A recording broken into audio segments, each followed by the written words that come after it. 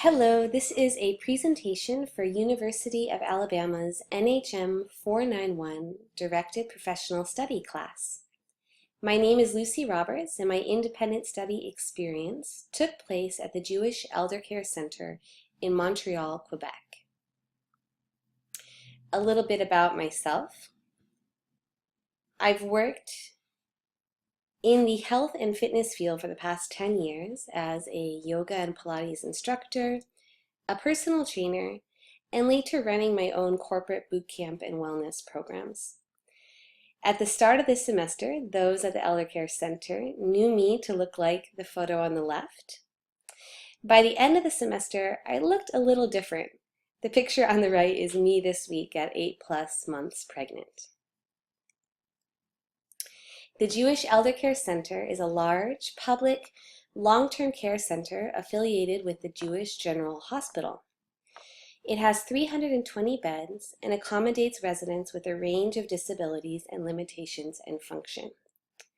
It also is an Anglophone hospital and center, although staff are required and expected to be bilingual. My preceptor at the JEC was Andrea Rubin. I actually met Andrea when I first moved to Montreal last fall at a yoga studio I started working at. She is a registered dietitian with over 15 years experience in both the public and private sector, and quite a mover and shaker in the nutrition community here.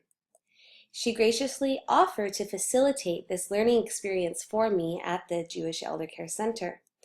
The 3 dietitians there normally just allow interns from the local McGill University dietetics program, so I was luckily brought in with Andrea's help.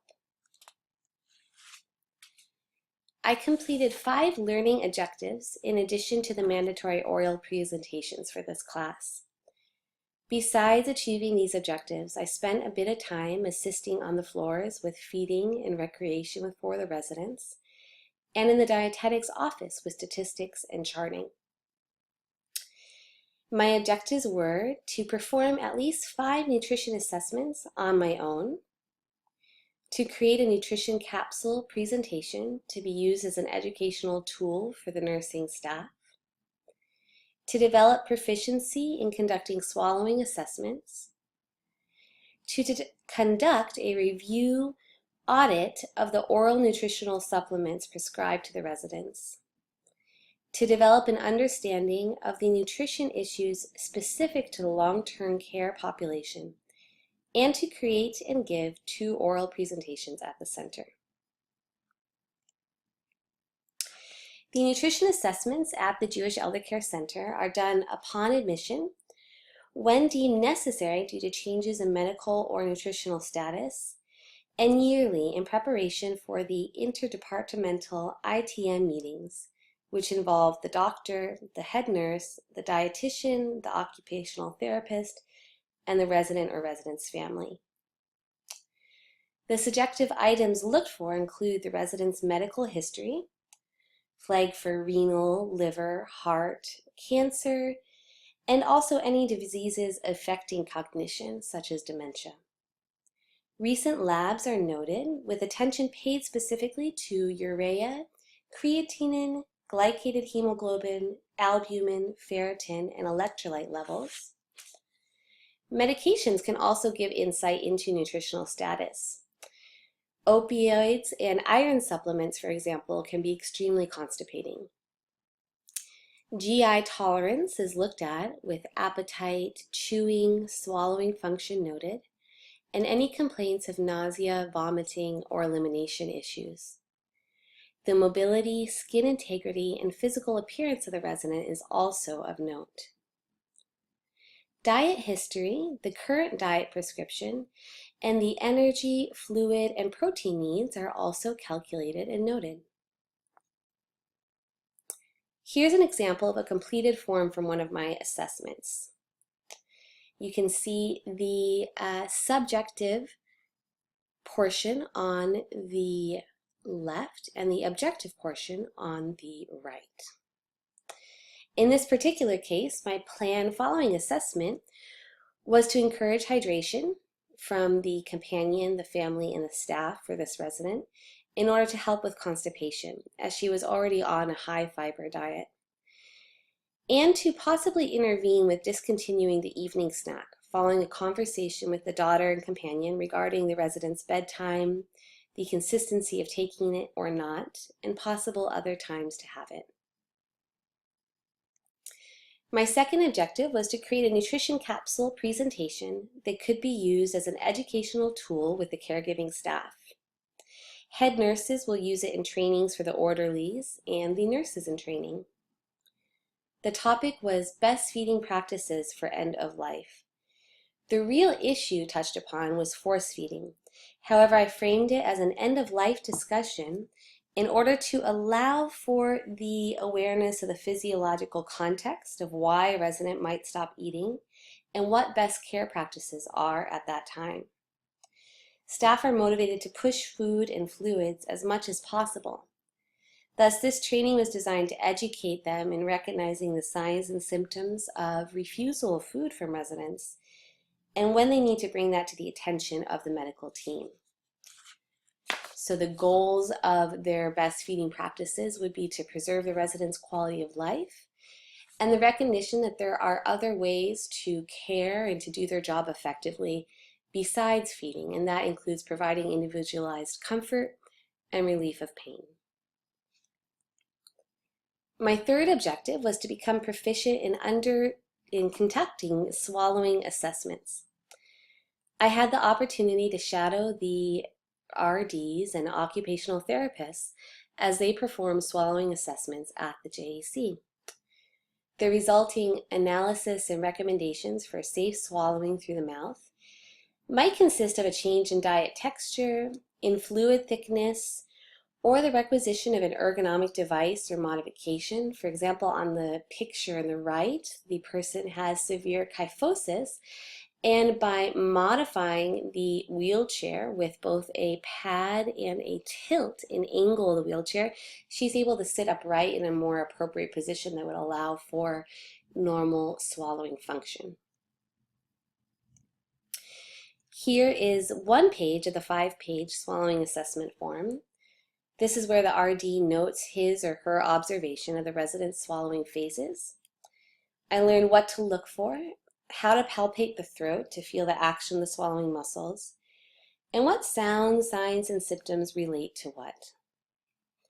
The assessments I saw were all motivated by different reasons. One was to assess whether or not a resident recovering from a recent stroke with a PEG might be able to start food by mouth once again. Another was to assess the safety of introducing some regular texture food to a resident on a soft diet who was losing her appetite and displaying a poor intake. Quality of life for these residents was always weighed against the risk of aspiration. The fourth learning objective was to conduct a supplement review. The dietitians used a few different oral nutritional supplements: MedPass, Ensure, Boost, and Glucerna for diabetics. Currently, there is no real follow-up procedure for checking on whether or not the supplements given are still taken or still needed by the residents. The kitchen reports trays sent back up with unopened cups, and there is a budgetary concern of waste. I designed an audit which would involve an in-person observation and questioning of staff at mealtimes to see whether or not those prescribed a supplement were taking it. I quickly realized the challenging scope of the audit as it involved many residents and repeat observations to have an idea of an accurate average. The spreadsheet I designed to help with this allowed me to record the orderlies and caregivers' observations on intake, whether or not the resident usually took it, liked it, etc., my own observation of meal times, and a snack waste report. It also included a review of the original RD prescription and reasoning for supplementation. Those no longer taking it, I collated the info on and presented it to the appropriate dietitians, who were then able to modify prescriptions if necessary. While finally there was no consensus on what type of follow-up procedures could be realistically implemented, there was a successful reduction of waste following the review. My fifth learning objective was to become knowledgeable about the nutrition issues specific to the long-term care population. This is a growing sector of both Canada and the US's population, and after this clinical experience, it's one I would be interested in working with. I researched and created fact sheets on the following key issues: dehydration, which is actually one of the top 10 reasons why elderly people are admitted to hospital, and left untreated, half of those with dehydration will die. It is also known as one of the most long-standing and pressing problems of institutionalized persons. Dementia, which is a terminal disease of impaired cognition. It affects memory, thinking, language, behavior, the ability to carry out tasks of everyday living, and is one of the main reasons why individuals are admitted to the JEC. Nutritionally, care management strategies are imperative, as undernutrition occurs in almost half of all those with dementia. And end-stage dementia typically involves dysphagia and the inability to take anything by mouth. Polypharmacy is also a pertinent issue, as many residents are on multiple medications for multiple medical diagnoses.